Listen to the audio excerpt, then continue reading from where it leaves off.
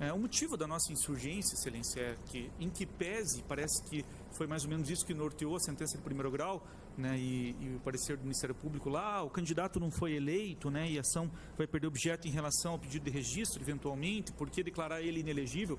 Mas, Excelências, neste caso, este candidato, ele passou um ano, e vou destacar as frases dele nas lives que ele fez ao longo de um ano, ele passou um ano denegrindo a imagem do candidato a prefeito.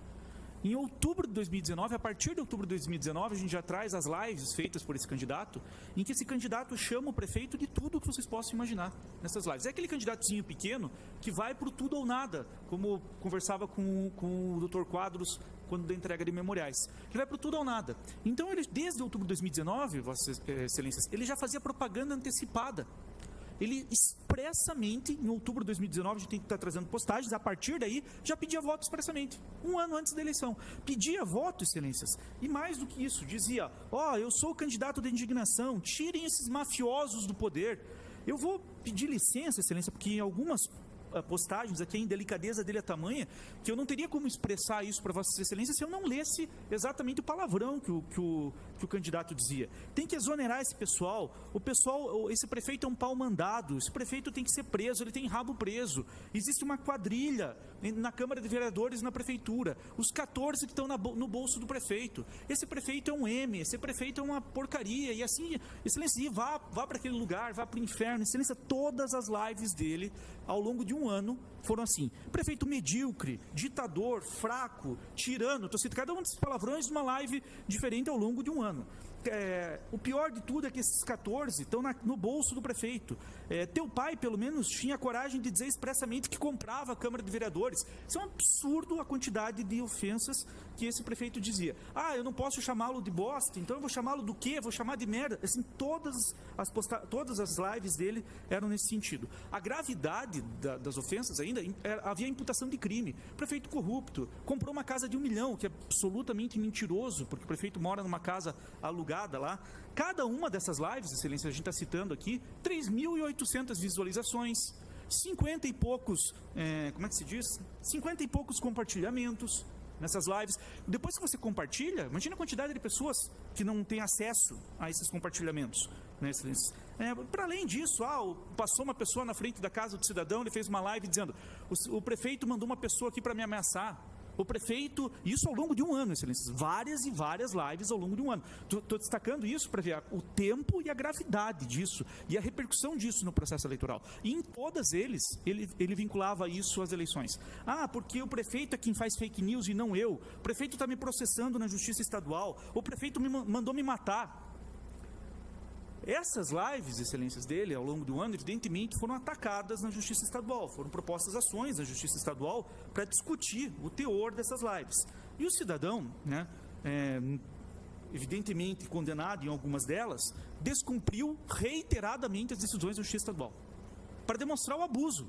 Aqui, Excelência. E os juízes estaduais, mais próximos da realidade, lá diziam, há um indicativo aqui claro da pretensão dele de macular a imagem do atual do prefeito e concomitantemente se autopromover na sua pré-candidatura. Então os juízes já vinham dizendo isso mesmo antes do processo eleitoral. Mais do que isso, em outra decisão, já uma outra decisão, em causa denote que o réu de modo veemente sugere que o autor teria mandado matá-lo por motivos que não ficaram claros no vídeo. Nem mesmo é possível saber se de fato aquele que em tese o teria ameaçado estaria a mando do prefeito. O direito à liberdade de expressão foi exercido aqui em manifesto excesso e de forma desproporcional, dando indícios de que se pretende, em verdade, macular a imagem do autor perante a sociedade. Várias e várias decisões da Justiça Estadual mandando excluir os links dele, condenando por a indenização por danos morais, e ele não cumpria as decisões, Excelência. Não cumpria. Eu poderia passar aqui à tarde citando os milhares de vídeos aqui ao longo de um ano.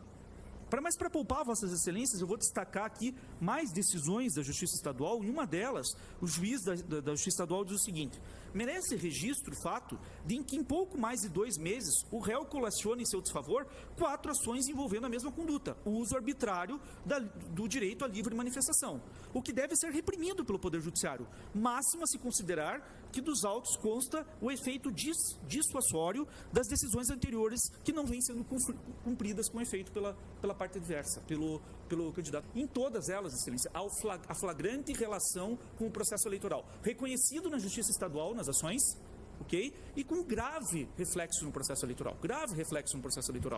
A sentença de primeiro grau, ela diz que haveria uma inadequação da via, porque a AIGE não serviria para combater esse tipo de abuso. Discorda-se, Excelência, da sentença de primeiro grau, parece-me que o relator já vai nesse sentido, quanto ao cabimento. No parecer do Ministério Público, o Ministério Público deixa isso claro também, quanto ao cabimento. A lei 6490, no seu artigo 22, fala do uso indevido dos veículos de comunicação e dos meios de comunicação, que evidentemente é o caso aqui dos autos. Nós sabemos, e o Tribunal Superior Eleitoral já há muito vem caminhando nesse sentido, que hoje, Excelências, as redes sociais têm um impacto muito mais forte no processo eleitoral do que rádio e televisão. Hoje a pessoa fica ali no Facebook e no Instagram, que é justamente os meios de comunicação utilizados, fica o dia inteiro olhando as notícias e não assiste televisão. É a nossa realidade hoje, é a realidade da comunicação social hoje. Então, esses esses meios de comunicação usados ao longo de um ano, cada uma das veiculações com 3.000 acessos, 3.600 acessos, 50 e poucos compartilhamentos, nenhuma delas com menos de 1.000 acessos, ao longo de um ano, numa campanha eleitoral como a de Paranaguá, sem dúvida isso impactou negativamente na imagem do candidato autor da ação, ainda que ele tenha ganho a eleição. São fake news, Excelência, o que o Tribunal Superior Eleitoral tentou combater e muito. A própria Justiça Eleitoral foi vítima disso. Precisamos combater, Excelência, julgar procedente a ação para declarar a inelegibilidade desse cidadão para que isso não se repita. Senão, na próxima eleição, ele de novo vai ficar um ano fazendo isso de novo, propagando fake news, sendo condenado pela Justiça Estadual e para ele irrelevante. Então, pedimos, Excelência, a reforma da sentença de primeiro grau para se julgar procedente a ação. Vitor, para a primeira sessão, que é no em meados já está marcada, né? De abril. Em abril, a primeira presencial não ficou para o fim, ficou para o meio do mês, né? Então é nesta sessão 14, que eu trarei. Tá. Isso. Não fica adiado o pedido de vista do Exumador Vitor para o dia 14 de abril.